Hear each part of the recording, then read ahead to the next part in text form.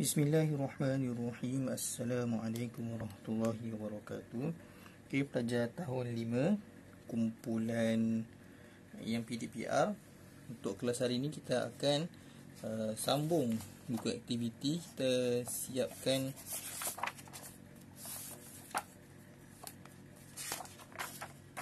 muka surat 28, ujian penilaian akhir tahun. Di soalan ala-ala peperiksaan akhir tahun lah. Jadi saya bagi tahu awal-awal, nanti awak akan ada peperiksaan akhir tahun. So ini kita cuba buat soalan lah, macam acah-acah periksa sikit. Alright, buku aktiviti awak muka surat 28. Kalau belum bersedia, macam biasa pause video, pergi ambil buku, sediakan alat tulis, dah siap baru sambung play video. Okey, saya anggap awak dah siap, sedia. 1. Jihad ialah mencurahkan apa dan apa kekuatan demi meninggikan kalimah Allah dan menegakkan Islam. Kita try 1 dan 1. Jihad ialah mencurahkan daya dan harta, mencurahkan daya dan wang, mencurahkan daya dan tenaga, mencurahkan daya dan keluarga. Mana satu jawapannya? Jihad adalah mencurahkan daya dan tenaga, kekuatan. 2. Bilakah berlakunya peperangan Badar? 16 Ramadan, 17 Ramadan, 18 Ramadan, 19 Ramadan. Bilakah berlaku peperangan Badar? Saya rasa mungkin ramai yang lupa lah. Jawapannya adalah 17 Ramadan. Tak apa, nanti kalau giliran awak hadir, nanti kita akan ulang kaji. Ataupun yang kumpulan yang dah ulang kaji minggu lepas, minggu ni mungkin awak buat ni pula. So saya ulang pelajaran yang sama.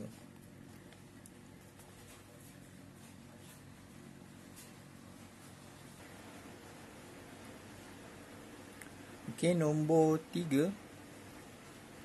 Siapakah yang memerintahkan baginda kedatangan tentera? Memerintahkan pula. Siapakah yang memberitahu baginda kedatangan tentera musyrikin dalam peperangan Uhud? Jadi dalam peperangan Uhud, kan orang kafir Quraisy mereka nak membalas dendam, tak puas hati sebab kalah dalam perang Badar. Jadi macam mana Rasulullah tahu mereka nak membalas dendam? Siapa yang bagi tahu? Az-Zubair, Al-Jahal, Al-Abbas, Al-Wahhab. Siapakah orangnya? Jawapannya adalah Al-Abbas, bapa saudara Nabi yang berada di Mekah. Jadi dia hantarkan utusanlah dekat Nabi, bagi tahu. 4. Siapakah nama tentera Islam yang mencadangkan parit digali dalam peperangan Khandaq? Ini famous ni. Hari tu periksa rata-rata ramai yang dapat jawab lah, alhamdulillah.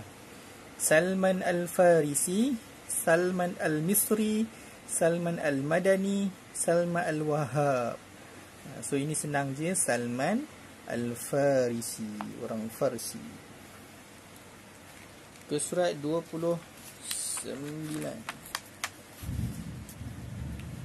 Hujan sekarang ni tempat saya. 5. Berapa lama baginda dan tentera Islam mengepung perkampungan Bani Quraizah? So ada 2 kali pertikaian dengan Yahudi yang kita belajar lah. Sebenarnya ada beberapa kali, tapi yang kita belajar dekat buku teks tu ada 2 lah. Bani Nadir dengan Bani Quraizah. Bani Nadir 6 hari. Bani Quraizah lama sikit. Berapa hari? 24, 25, 26, 27.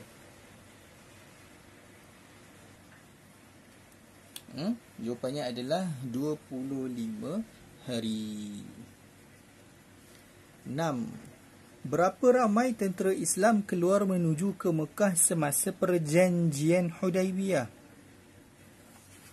1,500 orang, 1,600 orang, 1,700, 1,800. Berapakah? 1,000, 500 orang. 7. Di manakah baginda dan tentera Islam berhenti memasang kemah semasa pembukaan kota Mekah? Di Syam, di Marra Dhahran, di Mesir, di Hudaibiyah. Jawapannya di Marra Dhahran, nama tempat. 8. Rasulullah SAW wafat, iaitu meninggal ketika berumur 60 tahun, 61, 62, 63 tahun. Okey, jawapannya adalah 63 tahun. 9. Siapakah yang dilantik menjadi khalifah setelah Rasulullah SAW wafat? Khalifah tu apa? Pengganti. Siapa yang jadi pengganti Nabi untuk menguruskan hal ehwal umat Islam waktu tersebut? Sayyidina Umar Al-Khattab, Sayyidina Uthman bin Affan, Sayyidina Abu Bakar As-Siddiq, Sayyidina Ali bin Abi Talib. Siapakah yang menjadi khalifah selepas Rasulullah wafat? Jawapannya Sayyidina Abu Bakar As-Siddiq. Ini latihan, bolehlah kita bincang sama. Nanti periksa awak jawab sendiri.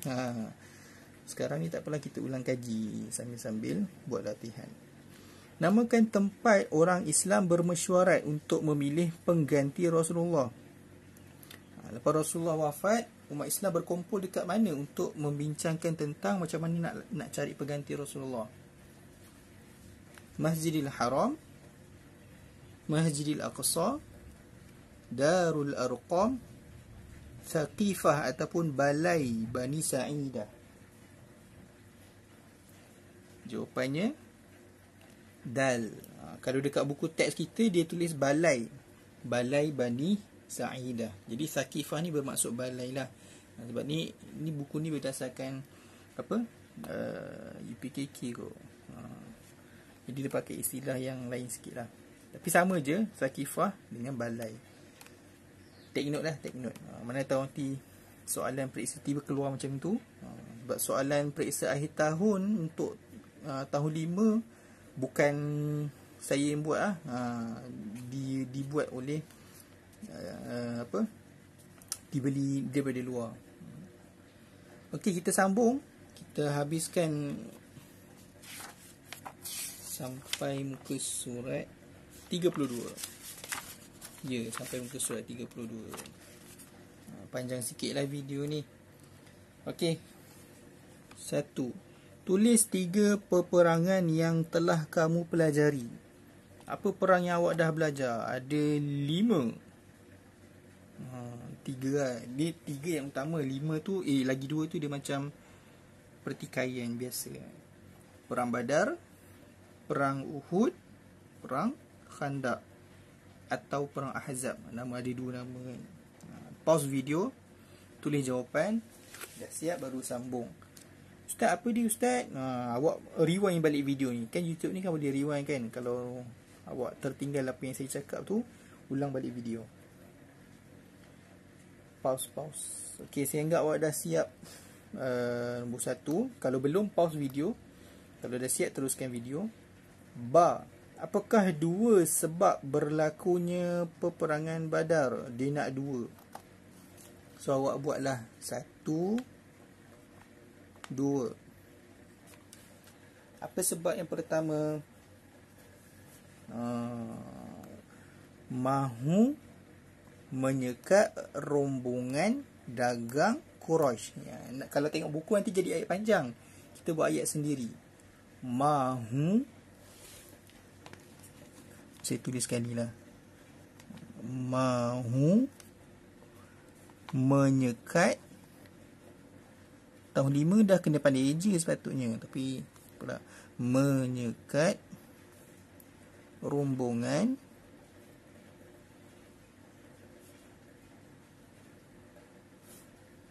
dagang Quraisy.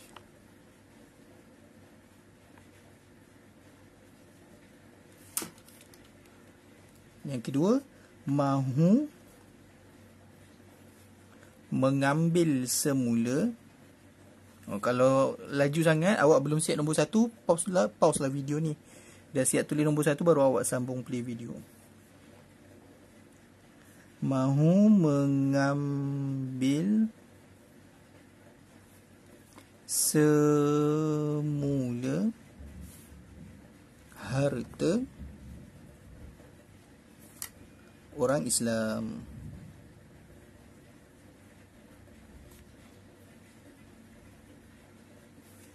Kan muat tu.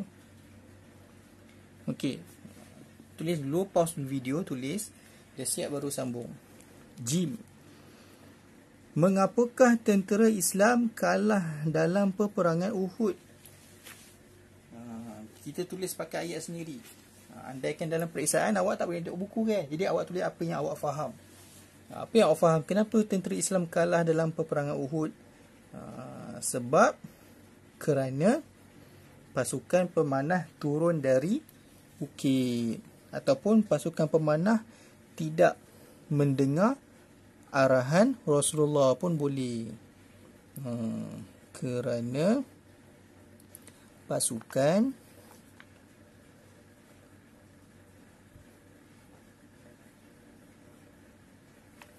pemanah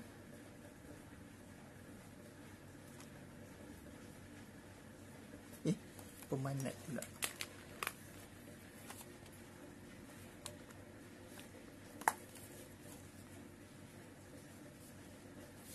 Pemanah, saya suka pakai yang tidak mendengar arahan lah. Sebab poin utamanya adalah tidak mendengar arahan ketua. Tidak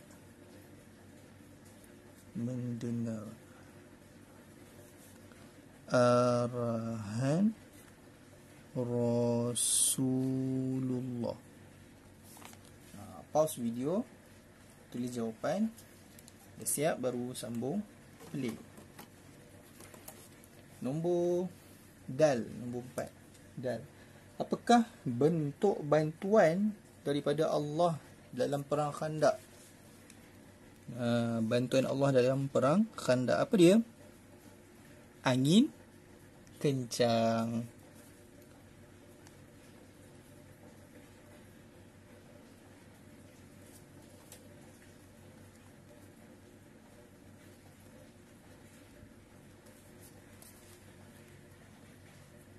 Okay. Kalau belum siap, pause dulu video. Dah siap baru sambung. Senaraikan 2 puak Yahudi Madinah yang membuat perjanjian dengan Rasulullah. Yang kita belajar dekat buku teks tu ada 2 kaum puak Yahudi. Apa dia? Bani apa? Bani Nadir dan Bani Quraizah.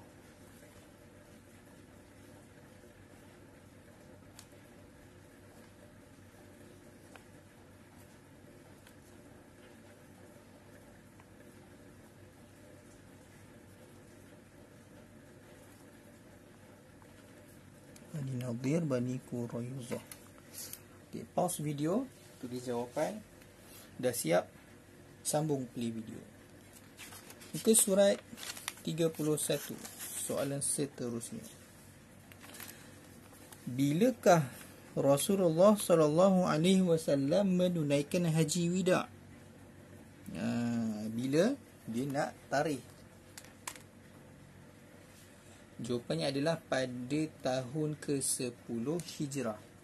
Pada tahun ke-10 Hijrah.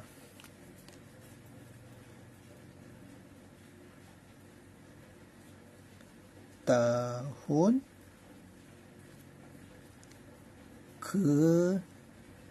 Awak nak buat nombor boleh, awak nak eja pun boleh. Buat nombor dah senang kan. Ke tu nombor 10.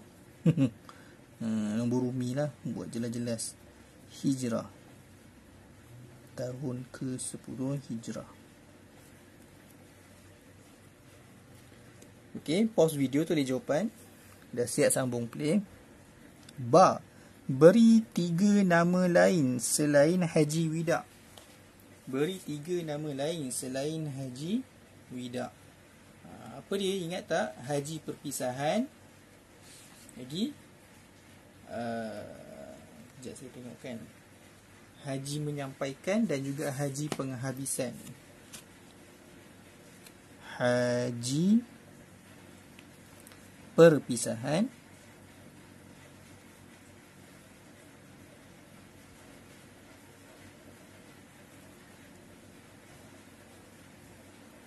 haji.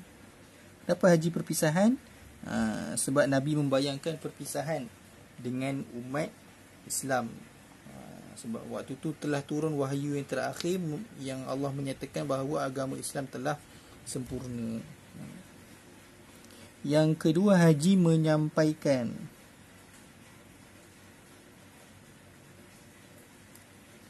Menyampaikan. Sebab Rasulullah menyampaikan khutbah, menyampaikan apa? Wasiat, kata-kata terakhir untuk ramai umat Islam secara bersemuka ketika semasa di Padang Arafah tu lah. Kalau awak ingat masa Raya Haji dulu, kalau tengok dekat TV, dia ada satu waktu dia kata ada khutbah Arafah. Itulah dia. Jadi semasa orang berada di Padang Arafah, dia akan melakukan khutbah, menyampaikan apa? Peringatan, dakwah mengingatkan kita tentang Allah Subhanahu Wa Taala. Yang ketiga, haji penghabisan. Sebab Nabi mengucapkan selamat tinggal kepada umat Islam. Penghabisan. Pause video, tulis jawapan. Dah siap baru sambung. Play. Jim 1. Di manakah Rasulullah SAW berkhutbah? Di Padang Arafah.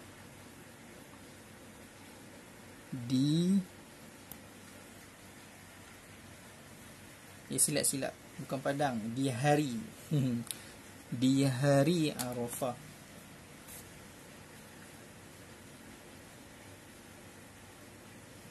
Hari Arafah.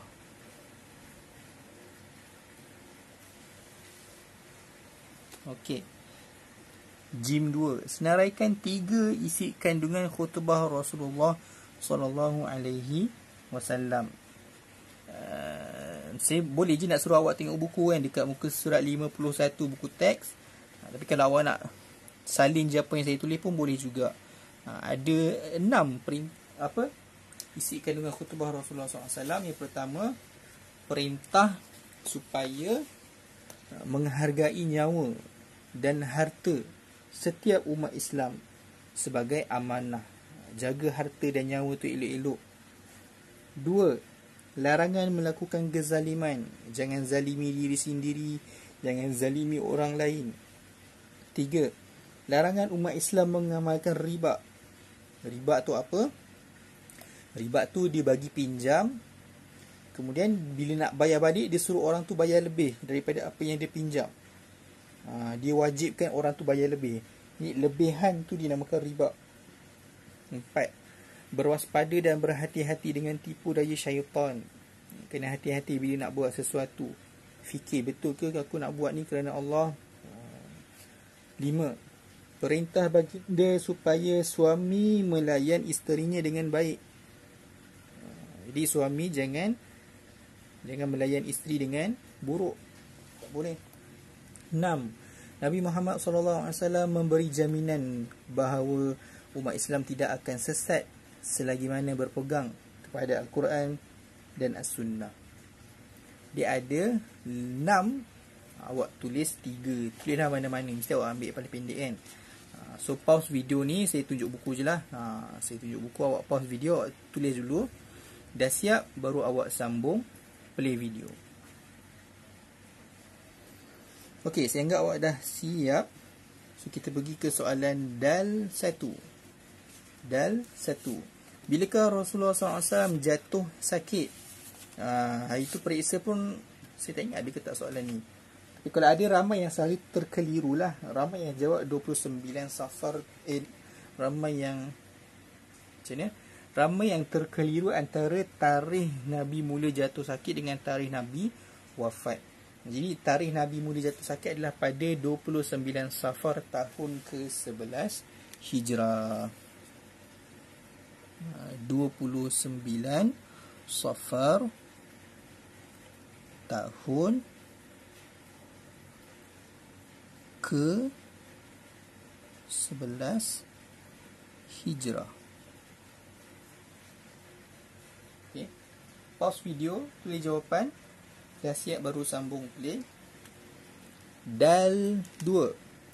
Siapakah yang diarahkan oleh Rasulullah SAW untuk menggantikan baginda mengimamkan solat di masjid?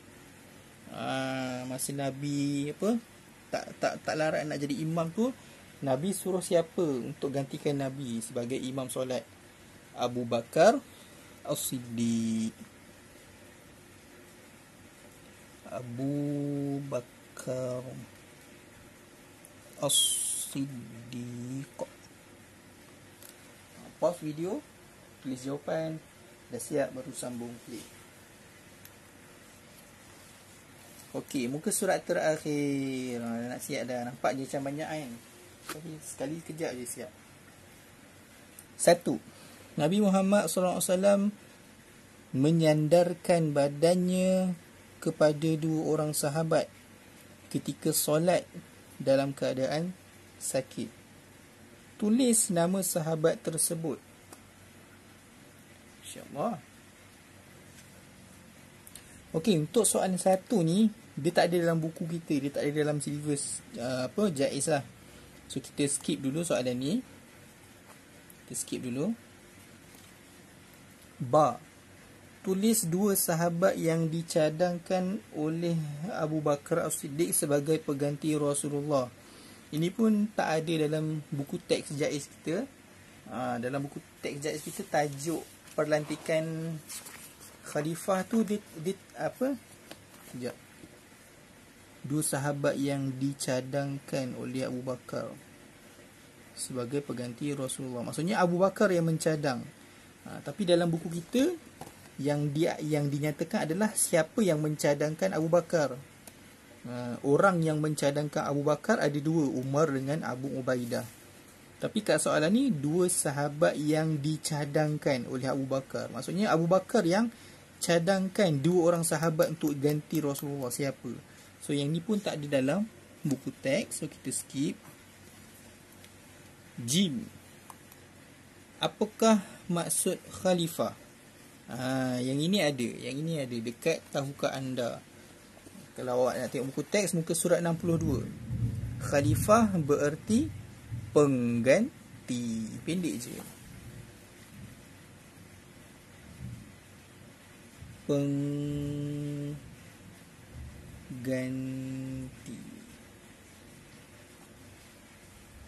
Okey. Pause video. Tulis jawapan. Dia siap baru sambung play. Jim 2. Siapakah nama khalifah pertama selepas kewafatan Rasulullah SAW?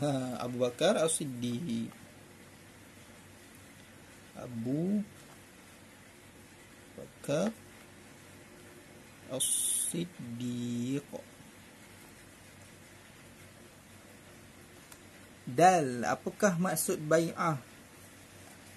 Bai'ah ni pun dia tidak disebutkan dalam buku teks JAIZ. So kita skip. Ha. Tulis 3 khalifah Islam selepas Abu Bakar As-Siddiq. Ini pun tak ada dalam buku teks, tapi dia kata general knowledge, pengetahuan umum.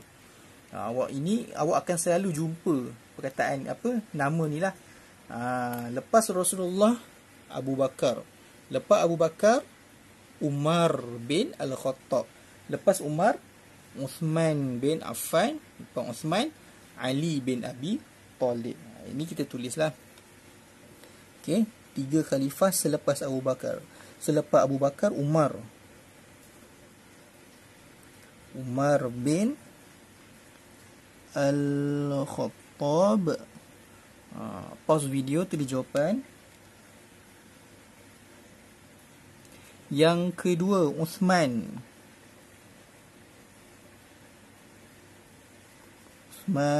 bin Affan. Pause video, tulis jawapan. Dan yang terakhir, yang khalifah keempat, Ali bin Abi Talib. Okey, dah siap. Alright. Kalau belum siap tulis, pause dulu video. Dah siap tulis baru sambung play. Alright, itu sahaja kelas untuk PDPR pada minggu awak PDPR ni lah. Jadi kalau minggu awak hadir, kita ulang kaji untuk periksa.